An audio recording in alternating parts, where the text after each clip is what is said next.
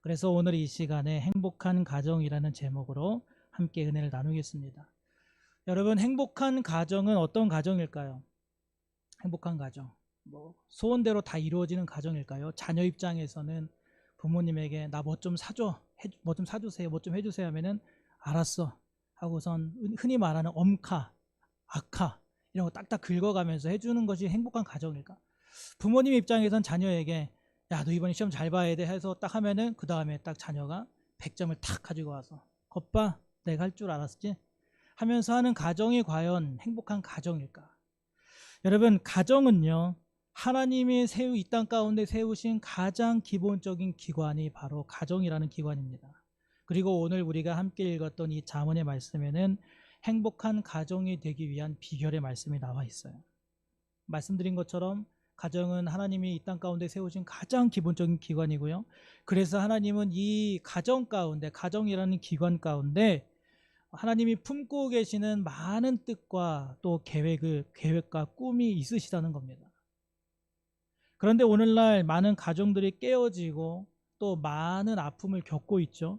깨어진 가정 속에서 자라난 자녀들은 정말 여러 가지 말 못할 그런 아픔과 상처 속에서 자라나게 됩니다.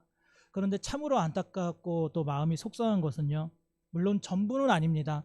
전부는 아닙니다만 이런 상처와 아픔들이 자꾸만 대물림된다는 사실이에요. 대물림되는 경우가 많습니다. 건강한 가정을 경험해 본 적이 없어서, 또는 경험은 해봤으나 아주 짧게 적게 경험해 봤기 때문에, 건강한 사랑을 부모로부터 충분히 공급받은 적이 없기 때문에 그렇게 자라난 자녀들이 나중에 가정을 이루고 또 본인의 가정 이루고 또 본인이 부모가 되어서는 때로는 다시 자신의 자녀들에게 그 아픔을 되물려 준다라는 것입니다. 내가 어렸을 때 좀 상처를 받았으면 내가 좀 건강한 가정을 제대로 보여주고 세워주면 좋겠는데, 그러지 못하는 안타까운 사연을 우리가 주변에서 많이 만나볼 수가 있습니다. 여러분, 우리가 그런 경험을 할 때가 있죠. 앉아 계신 성도님들도 다 그런 경험을 해보셨을 겁니다. 내가 그렇게 어렸을 때 상처받고 싫었던 그 부모님의 모습, 그 단점, 우리 엄마 아빠가 다 좋았는데 이런 부분은 나한테 이런 상처를 줬어. 내 어렸을 때 받았던 그 상처가 아직도 나는 기억 속에 있어. 내가 그렇게 싫었던 그 부모님의 단점이요, 어느 순간 내가 성인이 되어서 내 삶에서 불쑥불쑥 튀어나오는 그런 모습을 여러분 스스로 발견하실 때가 있으실 겁니다. 야, 나는 절대 안 그럴 줄 알았는데, 나는 어렸을 때 엄마 아빠한테 이런 상처 받았으니까 나는 크면은 난 안 그럴 거야. 난 우리 애들한테 안 그럴 거야. 절대 안 할 거야. 안 살 거야. 그렇게 안 살 거야. 했지만 어느새 내가 그러고 있는 부모가 된 내 자신의 모습을 발견하게 될 때면요, 내 자신 스스로에게 실망하고 또 심지어 자괴감이 들기도 합니다. 그런데 분명한 사실이 있습니다. 달라질 수 있다는 것이죠. 쉽지는 않겠지만 이 악순환의 고리를, 상처의 고리를 우리는 반드시 끊어낼 수가 있다는 것입니다. 여러분, 우리 예수 믿는 사람들의 능력이 과연 어디에 있을까요? 우리 예수 믿는 사람들은 조금 더 참을성이 있는 사람들입니까? 우리 예수 믿는 사람들은 조금 더 우리의 마인드를 컨트롤할 수 있는 그런 능력을 가진 사람들입니까? 그렇지는 않죠. 예수 믿는 것의 능력은요, 내 능력이 아니라 나는 연약하고 부족하지만, 나는 티가 그렇게 많은 사람이지만 내 안에서 있는 그 예수님의 능력으로 우리가 받았던 상처와 아픔의 고리를 다 끊어내버리고 예수 안에서 회복되고, 그래서 내가 예수 안에서 새로운 치유와 회복이 될 수 있는 그 시작이 될 수 있다라는 것이 바로 우리 예수 믿는 자들의 능력이라는 것입니다. 여러분, 여러분의 가정은요, 예수님을 사랑하고 예수님께 사랑받는 여러분으로 인해서 반드시 행복해질 수 있는 줄로 믿습니다. 여러분, 믿음의 가정을 꿈꾸시길 바랍니다. 우리 청소년부 친구들도요, 그렇게 많이 먼 미래 이야기가 아니에요. 가정이라고 하니까 야, 나는 결혼하려면 멀었어 하지만 여러분, 불과 몇 년 뒤면 여러분들도 성인입니다. 성인이죠. 아름다운 믿음의 가정을 지금부터 기도하고 꿈꿔갈 수 있기를 바랍니다. 오늘 함께 읽은 잠언의 말씀에서 그 믿음의 가정을 이루고 행복한 가정을 이루는 첫 번째 비결을 이렇게 말씀하고 있어요. 우리 16절 말씀을 다시 한번 한 목소리로 읽겠습니다. 시작. 가산이 적어도 여호와를 경외하는 것이 크게 부하고 번뇌하는 것보다 나으니라. 아멘. 정말 행복한 가정을 이루고 싶다면요, 여호와를 경외하는 가정이 되라는 거예요. 여러분, 다른 거 찾지 마세요. 여호와를 경외하는 가정이 되라는 것입니다. 가산이 적어도 여호와를 경외하는 것이 크게 부하고 번뇌하는 것보다 낫다라고 하시는 것은요, 세상 가치가 아니라 하나님의 가치로 살아가는 가정이 되라는 거예요. 여러분, 세상의 가치가 뭐라고 생각하십니까? 세상의 가치. 너무 간단해요. 오늘 말씀에 나와 있잖아요. 가산이 적으면 행복할 수 없다 라고 못 박는 것이 여러분 세상의 가치입니다. 가산이 많아야만 행복할 수 있다라는 논리죠. 그게 세상의 가치예요. 금수저, 흙수저, 우리가 수년 전부터 들어왔던 이 금수저, 흙수저 이야기가 어디에서 나왔을까요? 다 이런 세상 가치 속에서 나온 말들이에요. 가산에 대한 이야기입니다. 그런데 여러분, 가산이 적어도요, 하나님의 가치대로 살 수 있다면 우리는 행복한 가정을 이룰 수 있다는 거예요. 여러분, 오늘 예수를 믿으면서 우리가 살아가고 있는데 가산이 적어서 불행하다고 생각하십니까? 가산이 적다라는 이유로 나는 하나님께 사랑을 덜 받는, 별로 하나님의 우리의 가정은 돌보시지 않는 그런 가정이라고 생각하십니까? 물론 돈이 있으면, 돈이 많으면 편리하고 좋을 수는 있겠죠. 하지만 돈이 없어도 행복할 수 있다는 거예요. 우리는 이 사실을 남들은 보여줄 수가 없습니다. 그러나 우리는 보여줄 수가 있어요. 우리는 예수 믿는 우리 그리스도인들은 돈이 없어도 행복할 수 있다. 돈이 없어도 우리의 가정은 하나님의 은혜와 사랑 가운데서 너무너무 행복하다, 모자람이 없다. 이 사실을 삶으로 보여줄 수 있고 증명해낼 수 있는 그런 능력을 가진 사람들이 오늘 저와 여러분인 줄로 믿습니다. 우리 삶에 하나님을 모시고 하나님을 우리의 가정의 중심으로, 우리 가정의 중심이, 주인이 하나님으로 그렇게 모시고 산다라면 우리는 돈 없어도요 충분히 행복한 가정으로 살아갈 수가 있는 거예요. 어떻게 그게 가능하냐면요, 우리는, 오늘 저와 여러분은 이 현실 세상에 살면서 현실대로 살아가는 가정이 아니라 믿음대로, 우리는 현실에 살아가지만 믿음대로 하나님을 경외하는 믿음대로 살아가는 가정이기 때문입니다. 돈이 많아도 근심과 걱정으로 괴로울 수 있습니다. 그러나 여호와를 경외하는 가정은요, 예수가 평안이고 예수가 행복이기 때문에 오직 예수 안에서 세상에 누릴 수 없는, 세상이 줄 수 없고 경험할 수 없는 그런 평안을 누리고 행복을 누리며 살아갈 수 있는 줄로 믿습니다. 여러분, 성경의 믿음의 위대한 인물들, 특히 신약 시대에 그렇게 사도들이 고난과 핍박과 굶주림과 헐벗음 가운데 살아가면서 왜 그렇게 행복하게 살아갔을까요? 왜 그렇게 늘 감사와 찬양이 넘치며 살아갔을까요? 감옥에 갇혀 있으면서 왜 이렇게 하나님을 찬송할 수 있었을까요? 세상의 이치로, 세상의 가치로는 불가능합니다. 그러나 성경적인 가치로 하나님 안에서 얻을 수 있는 그 가치 가운데서는 그 모든 것이 당연한 일이라는 것이죠. 세상의 가치와 하나님의 가치는 전혀 다릅니다. 본질적으로 다릅니다. 그렇기 때문에 당연히 추구하는 것도 다르고요, 목표하는 것도 다르고요, 살아가는 방법도 다르고요, 그래서 과정과 마지막에 끄트머리 결과도 다른 것입니다.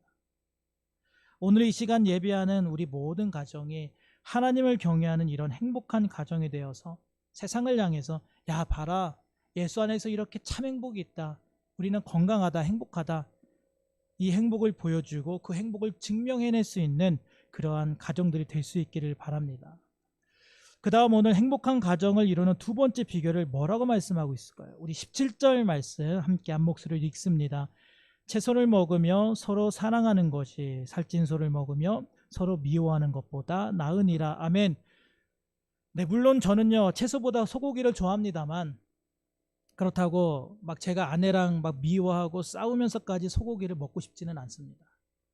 차라리 채소를 먹으면서 사랑을 선택하는 편이 우리가 살아가면서 지혜로운 것이겠죠. 결국은요, 이 17절에서 말씀하시는 것은 서로 사랑하는 가정이 되라는 거예요. 뭐 사소한 거든 대단한 거든 다 이유를 불문하고 다 서로 사랑 안에서 서로 조율하고 양보하고 해가면서 그 사랑을 지켜가라는 것입니다.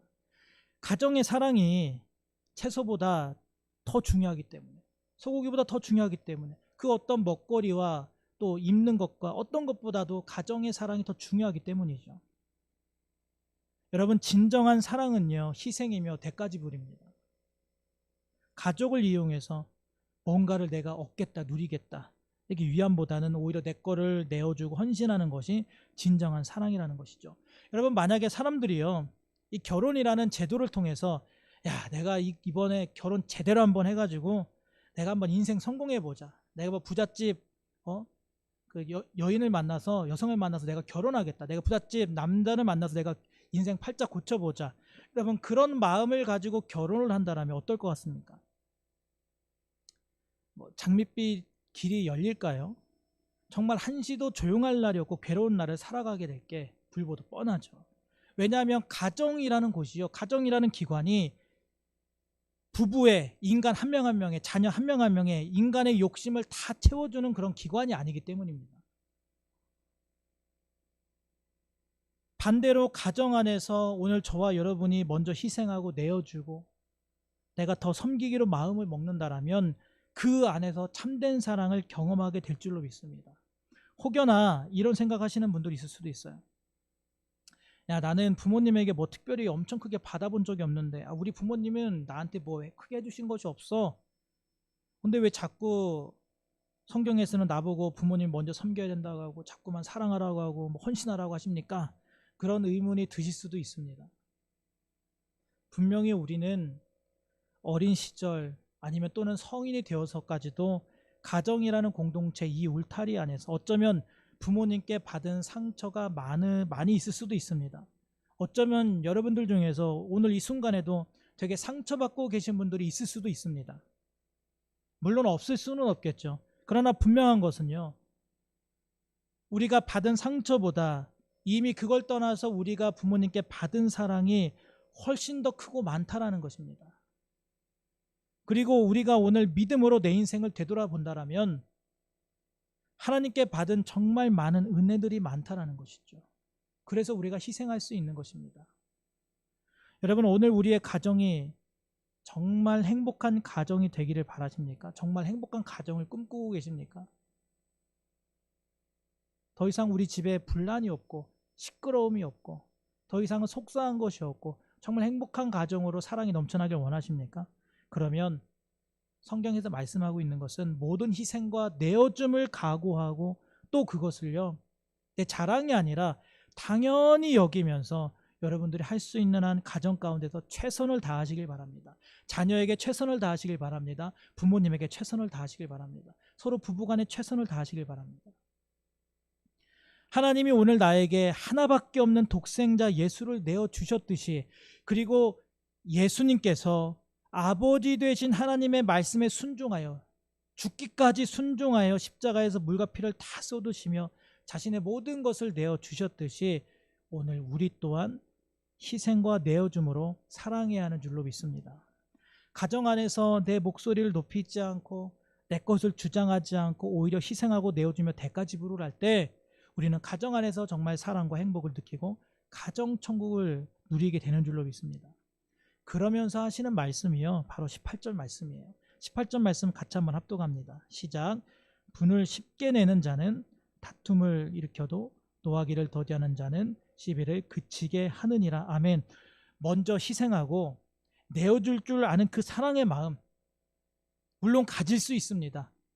그런데 그 마음이 잠깐 동안 5월 8일 어버이날만 잠깐 하루 반짝하는 그 순간이 아니라 꾸준하게 그 희생하고 내어줄 줄 아는 그 사랑의 마음을 잘 지켜가기 위해서는 특별히 분, 화, 이 분을 다스릴 줄 아는 능력이 필요하다라고 말씀합니다. 여러분, 우리는요, 특별히 입술을 제어할 수 있는 능력이 필요하죠. 사람들이 그래서 이 입을 뭐라고 이야기합니까? 좀 더 거칠게 이야기하면 주둥아리라고 얘기를 하죠. 항상 이것이 문제라고 합니다. 그렇죠? 우리는요, 대부분 말 때문에 서로 상처받습니다. 말 때문에 서로 아프게 하죠. 혹시 여기 앉아 계신 분들 중에서 목사님, 저는요 교회 와서 얼마나 치고받고 싸웠는지 상처받았습니다. 저는요 남전도회 할 때마다, 여전도회 모임할 때마다, 사랑방 모임할 때마다 서로 그렇게 우리는 서로 멱살 잡고 주먹질하고 하면서, 그래서 저는 교회 안에서 얼마나 상처받았는지 모릅니다 라고 하시는 분도 계십니까? 안 계세요. 그렇게 우리는 주먹 다짐을 하지 않는데도 불구하고 우리는 상처받고 우리는 시험에 들죠. 때로는 교회를 떠나가기도 합니다. 상처가 너무 커서. 우리는요, 다 말 때문에 상처받아요. 말 때문에. 그 말 한마디 때문에. 말로 사람을 아프게 합니다. 그런데 우리가 아무리 사랑하는 마음이 있다고 하더라도요, 내 마음은 안 그렇다고 하더라도 내가 그 입술을 지키지 못하면 언젠가는 꼭 서로에게 상처를 줄 수밖에 없고 건강한 관계를 지속적으로 이어나갈 수 없다는 것입니다. 왜 흔히들 그러잖아요. 아휴, 꼭 말로 해야 하나? 여러분, 말로 해야 알지 않습니까? 말하지 않는데 어떻게 알겠습니까? 그런데 중요한 것은요, 말을 해야 아는 것이지만 그 말을 함에 있어서 우리가 지혜가 있어야 된다는 거예요. 때로는 분을 다스리고 화를 다스릴 줄 아는, 마음을 다스릴 줄 아는 지혜가 있어야 하는 것입니다. 그래서 정말 중요한 것이 특별히 가정 안에서, 가정 가운데 서로 입술을 지키는 능력과 지혜가 필요하다라고 오늘 말씀하고 있습니다.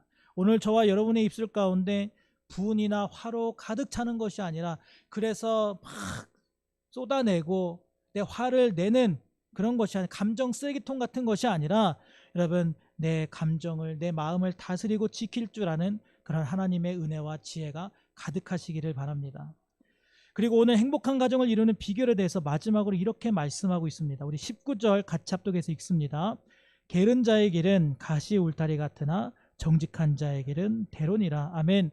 행복한 가정을 이루기 위해서는 가족 모든 구성원들의 성실함이 필요하다는 거예요. 성실함. 각자 맡은 사명을 열심히 감당하는 것이 정말 중요합니다. 우리 그리스도인들에게서도 부족한 것이 있다면요, 성실함이에요. 왜 성실함이 부족한가? 왜 그럴 것 같습니까? 하나님은 모든 것을 다 하시고 모든 것을 다 행하실 수 있는 분이기 때문에 우리는 뭐만 하면 된다? 앉아서 기도만 하면 다 이루어 주신다라는 그런 착각 속에서 살아가기 때문에 우리 그리스도인들은요, 때로는 성실함이 떨어집니다. 기도하면 되지. 물론 기도해야죠. 그렇다고 기도만 하고 가만히 앉아 있는다고 하나님이 일하시지 않는다는 거예요. 우리의 성실함, 땀방울, 노력, 최선을 다하는 모습과 그 가운데 기도할 때 하나님의 은혜가 임하는 줄로 믿습니다. 아버지는 아버지에게 주어진 사명, 어머니는 어머니에게 주어진 사명, 자녀는 자녀로 부르신 그 자리에서 게으르지 않고 최선을 다하는 것이 너무나 중요합니다. 이어서 20절을 보세요. 지혜로운 아들은 아비를 즐겁게 하여도 미련한 자는 어미를 업신여기느니라. 부모는 자녀를 노엽게 하지 말라고 합니다. 자녀는 부모를 공경하라고 하죠. 우리는 자꾸만 부모의 입장에서 너희들은 부모한테 잘해야 돼, 효도해야 돼 라고만 할 것이 아니라, 성경에서 분명히 부모는 자녀를 노엽게 하지 말라고 하고 있고요, 동시에 자녀는 부모를 공경하라고 말씀하십니다. 여러분, 때로는 완벽하지 못하기 때문에 우리의 부모님들 당연히 자녀들에게 상처 줄 수 있습니다. 또 어쩌면 부모님들 중에서 어떤 존경받지 못할 만한, 자녀들에게 존경받지 못할 만한 큰 상처를 주거나 어떤 큰 흠과 연약함이 있는 부모님들이 있으실 수 있습니다. 하지만 자녀된 여러분, 부모님을 존경하지는 못해도요, 성경에서 뭐라고 말씀하고 있냐? 공경해야 된다라고 말씀하고 있다는 거예요. 그것이 바로 하나님의 뜻이라고 말씀하십니다. 부모를 공경하는 것, 왜 그렇게까지 말씀하실까요? 하나님께서 이 땅 가운데 부모를 통해서, 육신적인 부모를 통해서 그 부모를 하나님의 대리자로 세우셨기 때문입니다. 우리는 나를 낳아주신 육신의 부모를 아버지, 어머니라고 부르죠. 그러면서 동시에 우리는 그 호칭 그대로 가지고 하나님을 부르는 호칭으로 사용합니다. 하나님 아버지라고 우리가 불러요. 다시 말하면 나를 낳아주신 부모님과의 관계, 이 관계는 나와 하나님과의 관계 속에서 매우 긴밀하게 연결이 되어 있다는 것입니다.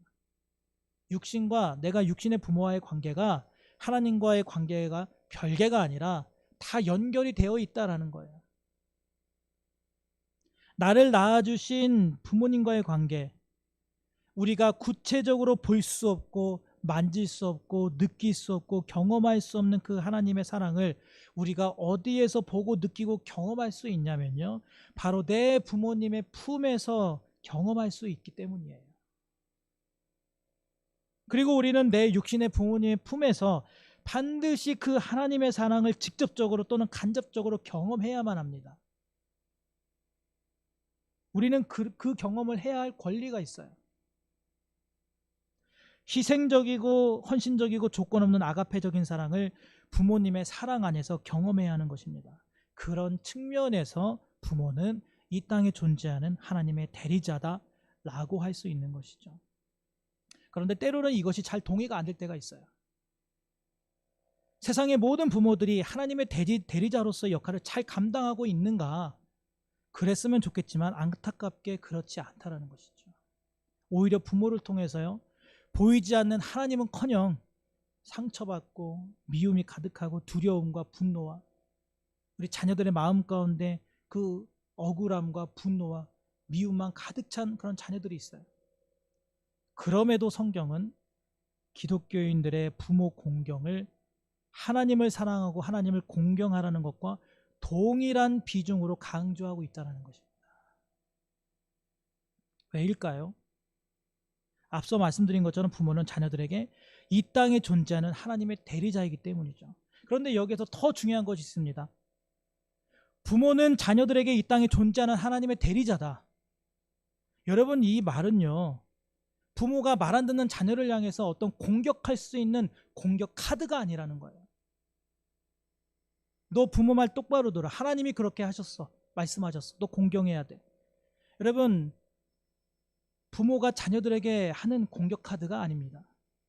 오히려 부모의 큰 책임과 큰 의무를 강조하는 말씀이라는 거죠. 성경 가운데서 내 부모를 공경하라, 그것이 옳으니라 하는 것은요, 또 부모는 하나님의 대리자다, 하나님 대신 이 땅 가운데서 육신의 자녀를 키우는 거다 라는 말씀은요, 여러분, 부모에게 너무나도 무섭고 두렵고 떨리는 말씀인 거예요. 왜냐? 자녀는 내 자녀가 아니기 때문에. 물론 육신적으로 내가 낳지만 그 육신의 생명을 주신 분이 누구십니까? 하나님이시죠. 하나님이 허락하지 않는 생명을 이 땅에 태어날 수가 없어요. 존재할 수가 없습니다. 하나님이 허락해서 태어난 그 생명, 하나님 주신 생명, 하나님의 자녀인 것이죠. 하나님의 자녀를 보이지 않는 하나님 대신 보이는 육신의 부모님을 통해서 그 자녀를 믿음으로 길러내는 것입니다. 그렇기 때문에 자녀들에게 이 땅에 존재하는 하나님의 대리자 부모님이라는 말은 부모님의 너무나도 막중한 책임과 큰 의무가 담겨져 있는 말씀이라는 거예요. 부모가 잘못된 모습으로 자녀를 양육하고 왜곡된 모습으로 자녀를 사랑하면요, 그 자녀는 왜곡되고 잘못된 모습으로 하나님을 믿게 됩니다. 때로는 하나님을 거부하게 되죠. 저렇게 하나님을 믿는 저런 부모님 나는 사랑할 수 없어, 존경하지 못해. 차라리 예수 안 믿고 말지. 내 부모를 공경하라는 하나님의 명령은요, 이 땅 가운데서 그 누구도 피해갈 수 없는 이 땅의 모든 자녀들이 지켜야 하는 책임입니다. 여러분, 다른 걸 떠나서요, 하나님이 오늘 우리에게 생명을 주실 때 바로 부모님을 통해서 생명을 주셨기 때문에 그거 하나만 가지고도 때론 우리가 서운함이 있다고 하더라도, 상처가 있다고 하더라도 우리는 마땅히 부모를 공경해야 한다는 것입니다. 누가 뭐라고 해도 성경에선 그것이 옳은 일이다라고 말씀하고 있어요. 그래서 에베소서 6장 1절에서는요, 자녀들아 주 안에서 너희 부모에게 순종하라, 이것이 옳으니라, 이렇게 말씀하고 있는 것입니다. 특별히 오늘 예배를 마치기 전에 이 어머님 은혜라는 노래를 우리가 함께 고백하고자 합니다. 작년에 어버이 주일 때 함께 이 노래를 불렀는데요, 원래 이 어머님 은혜라는 노래가 어린이 찬송이었던 거 아시죠? 담임 목사님께서 이 노래에 대한 내용을 소개하셨는데 아마 1년 전이라서 다들 지금 가물가물하실 것 같습니다. 그래서 제가 다시 한번 간단하게 그 내용을 또 소개하고자 합니다. 어머님 은혜라는 곡의 1절의 내용은 이렇습니다. 가사가 높고 높은 하늘이라 말들 하지만 나는 높은 게 또 하나 있지. 2절 넓고 넓은 바다라고 말들 하지만 나는 넓은 게 또 하나 있지. 그런데 사실은 이 노래가 3절까지 있는 노래예요. 그리고 3절은 신앙적인 고백이 담겨져 있습니다. 산이라도 바다라도 따를 수 없는 어머님의 그 사랑, 거룩한 사랑, 날마다 주님 앞에 감사드리자. 사랑의 어머님을 주신 은혜를. 이 노래 작사가 윤춘병 목사님은요, 자신의 고향 평안남도 중화군에서 1945년 해방 직후에 월남하셨고, 안타깝게도 그 이후에 돌아가시지 못했어요. 고향으로 돌아가지 못하게 되었습니다. 어느 날 몸에 병이 들어서 사경을 헤매게 되었고, 몸이 아프게 되면 누가 생각납니까? 부모님이 생각이 나죠.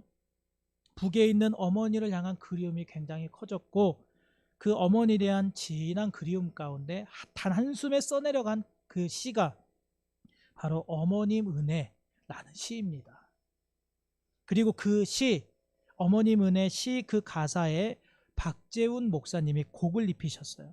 그리고 박재훈 목사님은요, 사실 굉장히 유명한 동요 작곡가이셨습니다. 어머님, 엄마 이리와 요것 보세요. 산골짜기 다람쥐, 아기 다람쥐, 송이송이 눈꽃송이 하얀 꽃송이. 이 외에도 다수의 그런 동요를 작곡하셨고요. 우리 성도님들이 좋아하시는 찬송 중에도 많이 있습니다. 눈을 들어 하늘 보라, 어서 돌아오, 산마다 불이 탄다, 지금까지 지내온 거. 다들 좋아하시는 찬송일 거예요. 아까 그 어머님의 그리움이 많이 묻어난 윤춘명 목사님의 그 시에다가 박재훈 목사님이 곡을 붙이셨고 1953년에 어린이 찬송가의 수록이 됩니다. 그런데 이 곡이 너무너무 좋은 거예요. 어린이들뿐만 아니라 어른들도 이 어린이 찬송을 좋아하게 되었습니다. 이 어린이 찬송이 어느 순간 국민 동요가 되었고 심지어 초등학교 음악 교과서에 실리게도 되었던 것이죠. 그런데 아쉽게도 아까 보신 것처럼 3절의 가사 내용이 종교적인 가사성이 있다 보니까 그 내용이 빠지고 일반적인 동요 가사로 수정이 되거나 혹은 아예 3절이 빠지는 그렇게 불려지게 됐습니다. 이 윤춘병 목사님이 생전에 계실 때 어느 한 인터뷰에서 고향을 떠나던 날 어머니가 우시면서 하시는 말씀이 계속 맴돈다라고요. 야, 이제 가면 언제 오냐 하면서 우시면서 말씀하셨다라고요. 그런데 그 어머님의 말씀이 이 윤 목사님의 생전에 있어서는 마지막 어머님의 음성이 되었던 것이죠. 그리고 창밖을 바라보면서 그 떠나가는 구름을 보면서 높고 높은 하늘이라 말을 하지만 나는 높은 게 또 하나 있지 하면서 저 높이 떠가는 구름보다 어머님의 사랑이 더 높고, 그리고 그 어머님의 사랑보다 더 높은 게 바로 하나님 아버지의 사랑이다 라는 그런 감사의 내용이 바로 이 어머님의 은혜 이 노래 가운데 다 녹여져 있는 것입니다. 우리가 이따가 그러한 마음으로 부모님의 사랑, 하나님의 사랑을 감사하는 마음으로 부를 수 있기를 바랍니다. 다시 한번 오늘 말씀 보세요. 오늘 잠언 15장 20절에서는 지혜로운 아들은 아비를 즐겁게 하여도 미련한 자는 어미를 업신여기느니라 이렇게 말씀하고 계세요. 여러분, 지혜로운 아들, 지혜로운 딸, 지혜로운 모든 자녀들이 될 수 있길 바랍니다. 지혜로운 자녀가 된다는 게 뭘까요? 공부 잘하고 재능 많은 자녀가 지혜로운 자녀일까요? 특별히 잠언에서 지혜라는 말은요, 잠언에서 쓰이는 지혜라는 단어는 하나님과 동격으로까지 쓰여지는 단어입니다. 참 지혜자가 누구세요? 예수님이시죠. 주님이시잖아요.